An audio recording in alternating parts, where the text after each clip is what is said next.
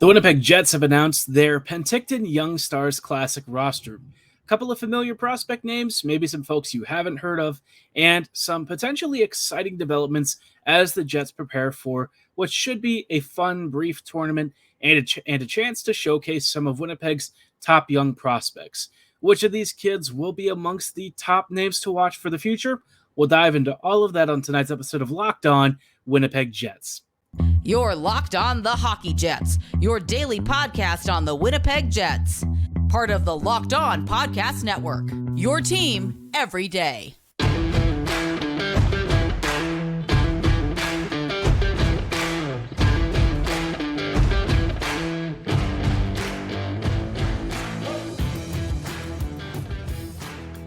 Hello, friends, and welcome to this episode of Locked On Winnipeg Jets, part of the Locked On Podcast Network, your team every day.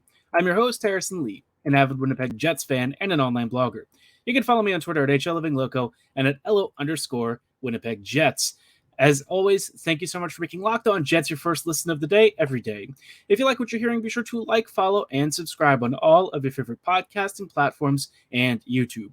Doing so, of course, is always free of charge and ensures you never miss another episode. But most of all, we just love and appreciate your support.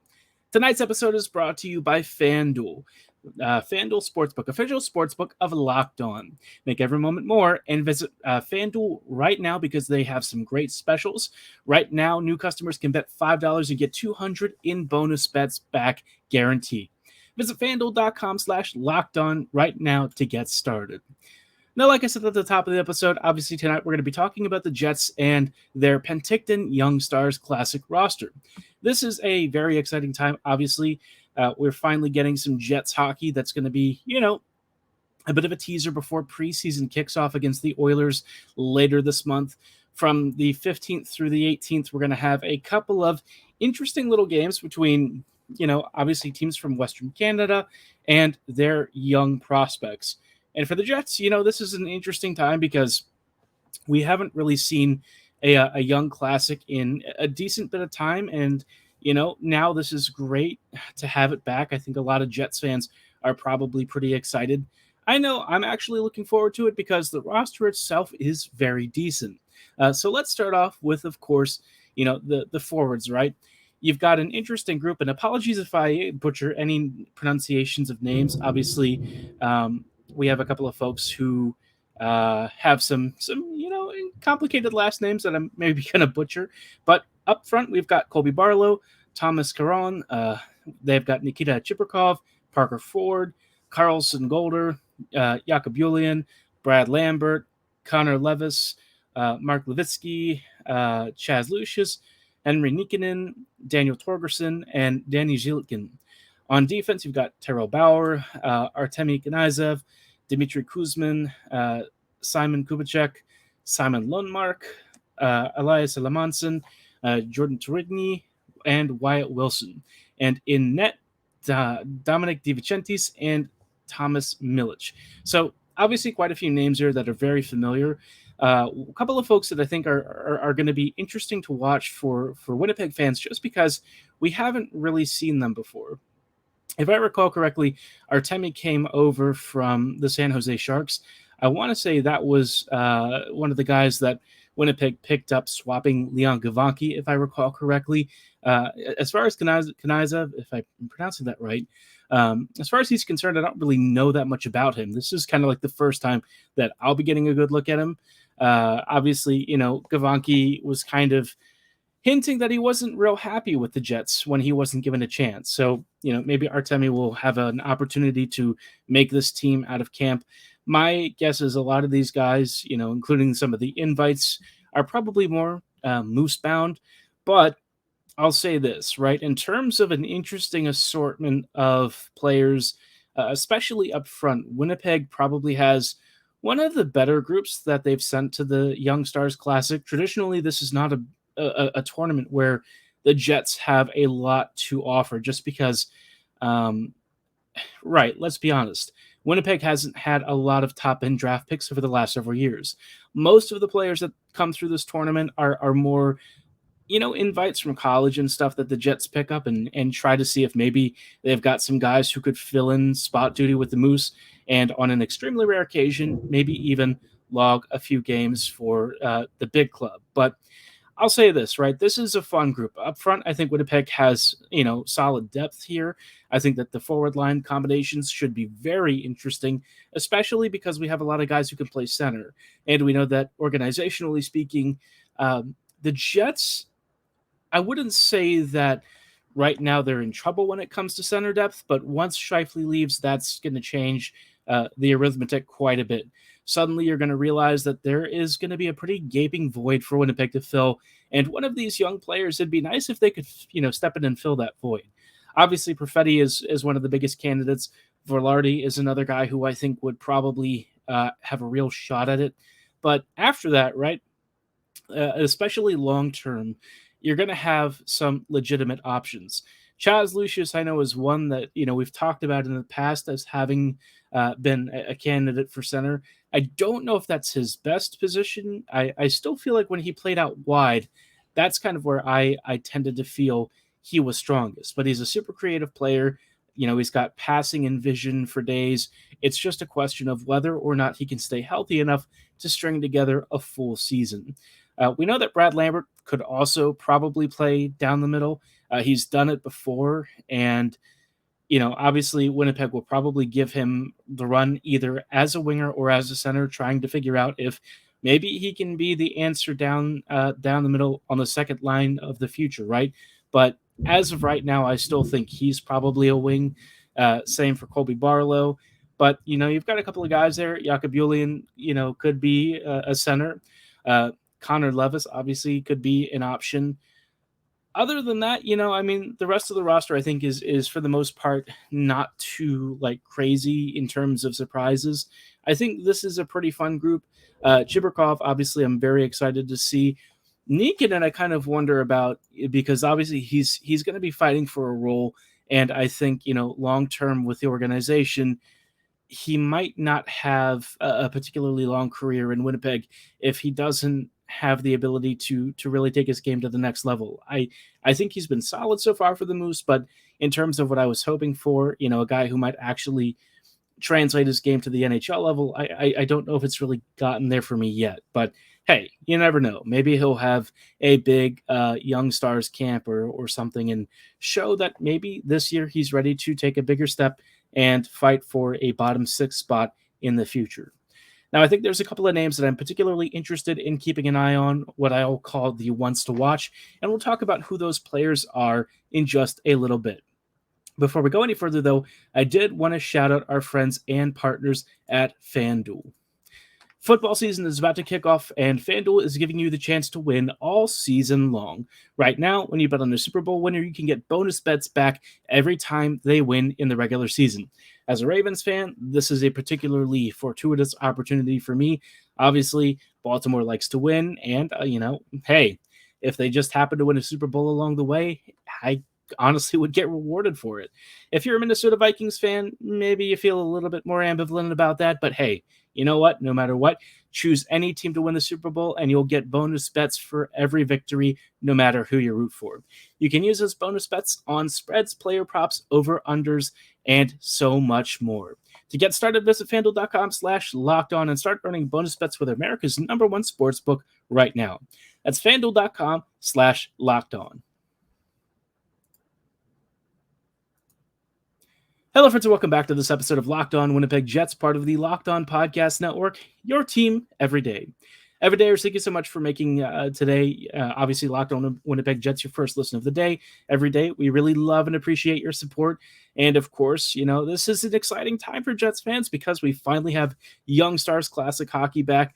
Obviously, look, we know that the Jets prospect pool, according to The Athletic and some other folks, a lot of people are kind of down on this group, not because it's a bad group, but because it lacks a lot of high-end star power, generational talent, right? This is a group where I feel like the prospect ceilings, you've got a couple of guys who have the potential to be really good to elite. I think we know that Lambert's probably one of those guys who has one of the greatest potentials, but, obviously one of the highest likelihoods of the so-called dreaded bust. But in terms of a lot of other players in this pool, I feel like Winnipeg has a lot of guys who I feel are legitimately future NHLers. But the problem is for the Jets, they just might not be that elite next level player. But let's talk about guys who are considered the ones to watch. Obviously, Colby Barlow is going to top this list. I think Colby, when he was drafted, was kind of, I don't want to say derided by Jets fans, but I think a lot of folks, including myself, kind of had a bit of a pause, just because when you look at the talent that was on the board, the first thought was Colby Barlow, right? He's a notable goal scorer with a pro-ready build, dominates at the junior level, but what will his game translate to at the NHL level? And, there are still some questions there. I think where he was taken and what he can do for Winnipeg, I still think he's got a really nice potential to be a solid middle six scorer. I do kind of wonder if maybe his ceiling is a little bit capped, but obviously at his age, he's got plenty of room to grow. I suppose it's going to come down to what techniques he develops over the next couple of years and how he makes that jump to the pro level, because there's a good chance that it's not going to be more than a year or two before he finally makes that jump. He's too strong for juniors, and while he's only like 17 or so, he just has the pro-ready build and a monster shot. So, he might be making the jump to the Moose sooner than, a lot of other prospects in his class would, necessarily be on the same trajectory. I think he's got a rapidly upward trajectory, but I do wonder if once he reaches the pros that we kind of see maybe a plateau for a bit until he kind of takes that next step. All the same, I'm still very excited about Barlow. He's, if nothing else, future captain material, which I think the Jets have certainly pinned on their board. Obviously, Barlow, he's already made good friends with Rucker McGroarty. And hey, if you can't get along with Rucker, I feel like you're just not going to get along with any of these apparently very gregarious young prospects. Another guy that I think is really worth keeping an eye on, of course, is Brad Lambert. And I say that all the time because Brad Lambert is just obviously one of the most exciting prospects in the Jets pool. How can you not want to watch him? What I'm actually looking for, though, this time around is I want to see how he handles that jump back to pro. He had a nice year with Seattle, kind of finishing out the season, and was on an absolute tear, especially heading into the playoffs. But when he was with the Moose for that first stint, you could tell that it wasn't all coming together for him. The work rate was there, the thought process, you could tell he was trying to make those decisions, trying to find those scoring lanes and passing lanes, but it just wasn't 100% manifesting in the full package. And I think that probably frustrated him a bit. But in terms of players who I think have, almost limitless sky-high potential, Brad is one of those players that I think really has that for the Jets. I also think he has the highest risk of not necessarily reaching that or even bottoming out, but because he's got such a relentless work ethic, and I don't know, I just have this irrational faith in him, I really feel like he's going to become a star for Winnipeg. I hope that it's at the level where you see that effortless edge work of his really become explosive, allow him to create those gaps, and really find scoring lanes, because he's got the confidence, he's got the work rate, he's got the shot. It's just putting it all together in the package that makes him a next level NHL threat. So the Young Stars Classic is not going to be the best barometer of how he's doing, but I think you'll get maybe a little bit of insight into what he's been doing this offseason, how he's been preparing, and hopefully he carries the confidence that he finished with Seattle into this upcoming season with the Moose. I'd love to see him light it up with Manitoba immediately, because let's be real, the Jets could really benefit from having him in the lineup towards the back half of the season, I would say. That's where last year the finishing kind of bottomed out. And if the Jets can add a Lambert to their lineup, especially in the bottom six, sheltered minutes, don't throw him into the deep end, but allow him to give you, an extra weapon for your third or your fourth line scoring depth, Winnipeg will have a legitimately pretty monstrous forward grouping. It's not going to be, on the level of maybe Vegas when they won the Cup, but it might not be far off. So something to keep an eye on. Now, I've talked about a couple of really obvious names. I want to talk about a couple of names that I think would be potentially surprising players. We'll talk about who those are and why you should keep an eye on them in just a moment. Hello, friends, and welcome back to this episode of Locked On Winnipeg Jets, part of the Locked On Podcast Network, your team every day. Every day, thank you so much for rejoining us in tonight's episode as we are just wrapping up some thoughts from Winnipeg announcing their 2023 Young Stars Classic roster. Apologies to any of the prospects that I butchered the pronunciation of their name. It's been a while since I've heard a lot of them. So sorry, but obviously, all the same, we're really excited to see them lace up for the Jets here pretty soon. And I wanted to focus on a couple of names that maybe aren't going to get as much attention as guys like Barlow and Lambert, but who I am keeping a close eye on just because for one reason or another, they have something unique that makes them a potentially valuable player for the Jets long term. One of those guys, and this is an interesting one because I've talked about him maybe kind of stagnating recently, but it's Daniel Torgerson. Torgerson, when I saw him, in camp last year and in previous seasons, I was kind of intrigued by him because he's a huge kid with a really smooth stride. He's not overly physical, but he's strong on the puck. He's got very solid passing, a pretty decent shot. He likes to also mix it up down low and create some havoc. But Torgerson, for me, I was a little bit disappointed that his first year or so with the Moose hasn't been as prolific as I was expecting. I thought his offensive confidence and his ability might naturally translate. So far, it's been a little more modest, which is okay. It's not like it's something that I'm particularly worried about, but I do think maybe if he makes the NHL, it'd be more in like a fourth line role. Would I call it like a checking role? I don't know. I don't know that, forechecking and mixing it up in the corners is necessarily his game. I've always felt that for a guy his size, he's more focused on making, smart outlet passes and being conscientious of scoring in passing lanes, stuff like that, more so than using his frame as a weapon. If he makes the NHL, again, like I said, probably a depth role. But it'd be nice if maybe he can elevate his game this year and really find a more prominent scoring role, especially for a Moose team that in previous seasons has struggled to finish. Another guy that I'm very curious about is Connor Levis. You've heard me talk about him a couple of times already. Levis, for me, just from his junior highlights and footage, immediately struck me with his passing.